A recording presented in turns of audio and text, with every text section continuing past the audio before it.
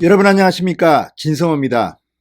다가오는 4.15 총선에는 무소속 출마자가 많을 것 같습니다. 더불어민주당도 마찬가지고 미래통합당도 마찬가지입니다. 다들 공천 과정에서 문제점, 불협화음이 막 터져나오고 있습니다. 자, 그런데 이해찬 민주당 대표가 오늘 상당히 이례적인 폭탄 선언을 하나 했습니다. 자, 이 우리 당에서 4.15 총선 출마를 준비하다가 공천을 받지 못해 탈당하고 무소속으로 출마할 경우 영구 제명하겠다고 밝혔습니다. 아주 센 폭탄 발언입니다. 그런데 이 발언과 함께 지금 SNS, 인터넷에서 난리가 났습니다. 이해찬, 네가 지난 여름에 한 일을 우리는 알고 있다. 영화 제목입니다. 네가 한 말부터 반성하라. 네가 한 짓은 그러면 정당하냐. 바로 이해찬 대표가 지난 총선 때 했던 행동입니다. 당시 김종인 더불어민주당 비상대책위원회 위원장이 이해찬을 공천 배제했을 때 무소속으로 출마했습니다. 그리고 그때 아주 묘한 말을 했습니다. 그 말이 지금 회자되고 있습니다. 그리고 이 이해찬의 흑역사를 떠올린 사람은 바로 서울 동대문 을에 불출마를 선언한 민병두 삼선 의원이었습니다. 정말 콩가루 집안이 아닌가 싶을 만큼 아주 코미디 같은 일들이 벌어지고 있습니다. 자, 공천, 물론 공천을 하게 되면 불복하는 사람도 있고 난리가 납니다. 그런데 문제는 그 공천이 과연 공정했는가에 따라 무소속 출마가 아무것도 아닐 수가 있고 무소속 출마가 폭풍이 될 수 있습니다. 그런데 이해찬 대표의 이 발언이 지금 논란이 되고 있습니다. 진성호의 융단 폭격 시작합니다. 이해찬 더불어민주당 대표를 융단 폭격합니다. 방송에 앞서 아직 진성호 방송에 구독자가 아니신 분들은 붉은색 구독 버튼 눌러주십시오. 더 좋은 방송으로 보답하겠습니다. 자, 민주당 강훈식 수석 대변인이 방금 열린 민주당 고위전략회의에서 이해찬 대표가 한 말을 전했습니다. 무소속 출마하면 영구제명하겠다. 그래야만 민주당 후보들이 선거운동을 원활하게 할 수 있겠다는 것이다. 이렇게 전했습니다. 강수석 대변인은 당의 공천을 받지 못해서 떠나신 분들이 무소속 출마를 하는 경우들이 있는데 그 경우 이후 복당을 하지 못하게 하겠다는 취지다. 특히 호남 지역에서는 다른 당 소속으로 출마하고 당선된 후에 우리 당으로 입당 또는 복당하겠다며 선거운동을 하는 사례들이 있는데 이 경우에도 우리 당은 입당 또는 복당을 불허하겠다 이렇게 말했습니다. 자, 당규가 없다면 보완할 수 있는 문제다. 당에도 관례라는 것이 있는데 이 정도로 공개적으로 말하면 쉽지 않을 것이다 이렇게 거의 반협박을 했습니다. 이해찬 대표 화가 많이 났나 봅니다. 자, 지금 민주당에서는 공천에 불복해서 무소속 출마 선언을 한 사람들이 많습니다. 서울 동대문구 을 민병두 의원 의정부갑에서 공천을 신청했다가 세습 공천 논란으로 불출마를 선언했다가 갑자기 뒤집어버린 문희상 국회의장의 장남 문석균 씨, 그리고 금천구 서울 금천구에서 이 공천은 무효야 그러면서 출마를 선언한 차성수 전 금천구청장 등이 탈당 뒤 무소속 출마를 결정했습니다. 이와 관련해서 강수석 대변인은 개별적인 후보자에 대해 말하는 것은 아니다. 그런 기류가 여러 곳에 있기에 전체적인 기준을 세운 것이다. 이렇게 설명했습니다. 자, 그런데 문제는 이런 방침이 이해찬 대표가 할 말은 아니다는 반론이 나오고 있습니다.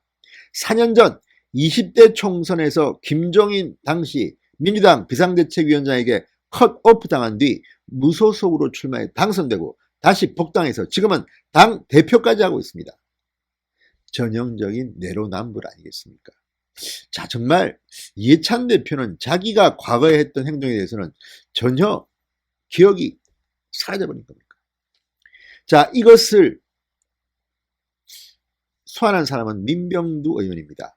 자, 민병두 의원이 무소속 출마를 결정한 15일 이해찬 민주당 대표가 지난 2016년 총선에서 컷오프된 뒤 무소속 출마를 선언한 같은 날입니다. 민병두 의원은 지난 8일 페이스북에 이렇게 썼습니다. 저의 심정과 같아. 당시 이해찬 무소속 의원이 된 이해찬의 심정과 민병두의 심정이 같다는 겁니다. 그러면서 당시 이해찬 대표가 냈던 성명서를 게재했습니다. 자, 당시 이해찬 대표는 무소속으로 출마하면서 뭐라고 했을까요? 이렇게 했습니다. 2016년 3월 15일에 했던 이해찬의 성명서입니다. 공천 배제 이유와 근거가 없다. 김종인 비대위는 정무적 판단이라고 어물쩍 넘어가려 한다. 정치는 그렇게 하는 게 아니다. 이렇게 비판했습니다.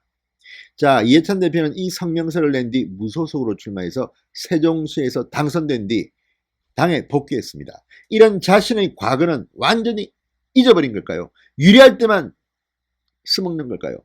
이해찬 대표 정말 후안무치하다는 이런 비판을 받아도 할 말이 없게 됐습니다. 자, 민병도 의원은 15일 자신의 페이스북에 이렇게 썼습니다. 자기가 출마를 하는 거는 제가 출마를 하지 않으면 민주당 의석을 내준다. 저쪽이 이긴다는 겁니다. 반면 내가 출마를 하면 의석을 하나 유지하는 것이다. 이렇게 해서 용기를 얻었다는 겁니다. 지금 서울 동대문 을에서는 미래통합당 경선에서 이해훈 의원이 단수 후보로 결정됐습니다. 자, 민병두 의원 그리고 또 다른 청년 정치인과 붙을 겁니다. 자, 지금 이 지역은 서울 동대문을은 민주당에서 장경태 민주당 청년위원장과 김현지 민주당 선거대책위원회 코로나대책 부단장이 경선을 하게 되어 있습니다. 둘 다 신인이고 정치 신인 젊은 청년 정치인들입니다.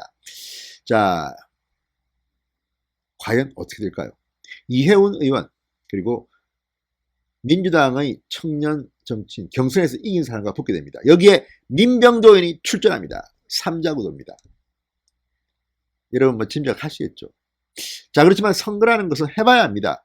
결정을 예단하지는 않겠습니다. 그렇지만 민병도 의원이 이해찬 대표가 2016년 3월 15일 그가 했던 말을 김종인 당시 비대위원장이 했던 그 악담을 지금 민주당 지도부에게 이해찬에게 돌려주고 있습니다. 그런데 이해찬 대표는 그것 때문인지는 모르겠으나 무소속 출마하면 영구 제명하겠답니다.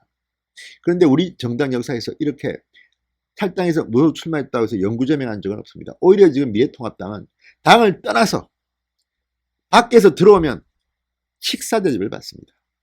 과거 한국당을 지키고 몸을 바쳐서 투쟁했던 사람들은 그냥 찬밥 신세 밖에 있다가 심지어는 뭐 정교조 고문 변호사 했던 사람도 들어오면 무조건 단수 전략공천. 자, 지금 이 광경을 보고 정치인들은 무슨 생각을 할까요?